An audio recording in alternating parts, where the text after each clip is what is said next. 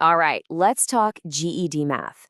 Does it ever feel like you're just one little trick away from it all clicking? Well, you are in exactly the right place because today we're diving into two absolute power moves that are going to boost your score and, maybe more importantly, your confidence. So, who are we? We're the Cool Cats team, and honestly, we're kind of obsessed with this stuff. We spend our time scouring the web, digging up the absolute best, most effective strategies to help you crush the GED. We've done all the heavy lifting for you, so you can just focus on mastering the moves that actually get you points when it matters. Okay, so here's the game plan for today. First, we're tackling power move number one, graphing inequalities. And I'm going to show you the secret weapon for that, the test point trick. Then, stick around for a bonus round on something called percent error power. And of course, we'll wrap it all up with the final takeaways you need to remember. Sound good? Let's go get some points. All right, first up, let's talk about a question type the GED loves to put on the test, graphing inequalities. Now I know they look super intimidating, right? But trust me, once you have this playbook, these go from being scary problems to some of the easiest points you'll get on the entire test. For real. So, here's the big, simple idea behind all of this. Just think of it this way. That line on the graph, it splits the whole universe in two. That's it. Your only job, your entire mission, is to figure out which side is the truth side. That's where all the correct answers are hiding. And here's how you find that true side. It's the same 4 steps every single time. Step 1, you got to get that equation into the good old y equals mx plus b form. You know that one. Step 2, you draw your boundary line. We'll talk about that in a sec. Step 3, and this is the secret sauce. You pick a super simple test point. And step 4, you just shade the side that makes the whole thing true. That's it. Okay, but before we do that, let's nail down the one thing people mess up all the time. Dashed versus solid lines. It's actually super simple. Look at the symbol. If it's just less than or greater than, no line underneath, you use a dashed line. It's like a fence you can't touch. But if you see that little or equal to bar underneath, boom, solid line. That means the line is part of the solution. Easy peasy. Okay, so now that we've got our line types sorted, let's get to the best part, the test point trick. Seriously, this is what takes all the guessing out of it. You'll never have to stare at a graph again wondering, do I shade up here or down there? This trick tells you exactly where to go. All right, time to see it in action. Let's take a classic GED-style problem. Y is greater than 2x minus 3.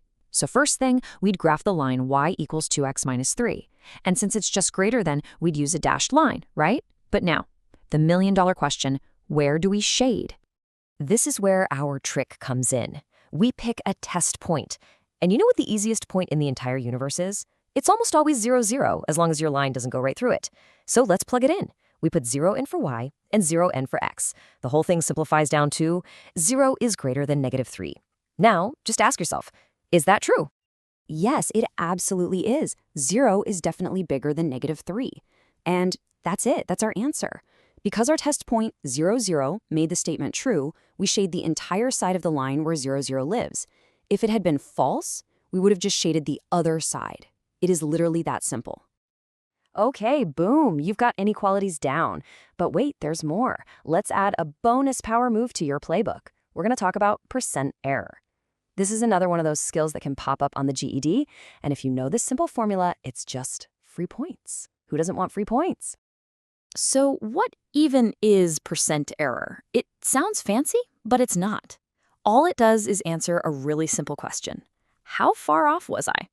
You know when you measure something and it's not quite perfect? Percent error just tells you how not perfect you were as a percentage. It's all about measuring accuracy. And here's the formula you got to lock in your brain. Don't let it scare you. It's just the measured value minus the actual value. You find that difference. Then, and this is the key, you divide it all by the actual value. Finally, you just multiply by 100 to turn it into a percent. So all you're really doing is comparing how big your mistake was to how big the real thing is. That's it. Okay, let's make this real. Imagine you're in a science class. You've got a ruler and you measure something. Your measurement comes out to 9.7 centimeters. Cool. That's our measured value. But then your teacher tells you the actual length, the true value, is exactly 10.0 centimeters. So, okay, we were a little bit off, no big deal. But the question is, how off were we as a percentage? Easy. We just plug our numbers into that formula. So the difference between our measurement, 9.7, and the actual, 10.0, is 0.3, right? Then we divide that 0.3 by the actual value, which is 10. That gets us 0.03. And to make it a percent, we just multiply by 100, and there it is. Our percent error is 3%. Now, listen up, because this is the #1 mistake people make. It's so easy to accidentally divide by your own measurement instead of the actual one. Don't do it. You always divide by the actual value. Think of it like the gold standard. It's the true thing you're comparing against. Burn that into your brain. All right, so we've just added 2 awesome power moves to your GED Math Playbook. These are things the test really loves to ask about. So let's do a super quick recap of the main points you need to take with you on test day. Here's the cheat sheet. Number 1, for inequalities, use a simple test point, like 0, 0, to find the truth side. That's where you shade. Number 2, remember your lines. Dashed for less than or greater than, solid if it has the or equal to bar. And number 3, for percent error, you always divide by the actual value. You master these couple of things and you're going to be in great shape. So, I'm curious, which one of these was more of an aha moment for you? Was it the truth side trick for graphing, or did the percent error formula finally make sense? Drop a comment below and let us know which power move surprised you the most. Hey, if this helped you out, do us a favor and hit that like button and definitely subscribe. The Cool Cats team is always out there digging up more of these strategies to help you pass the GED. Thanks so much for hanging out, and we'll catch you in the next one.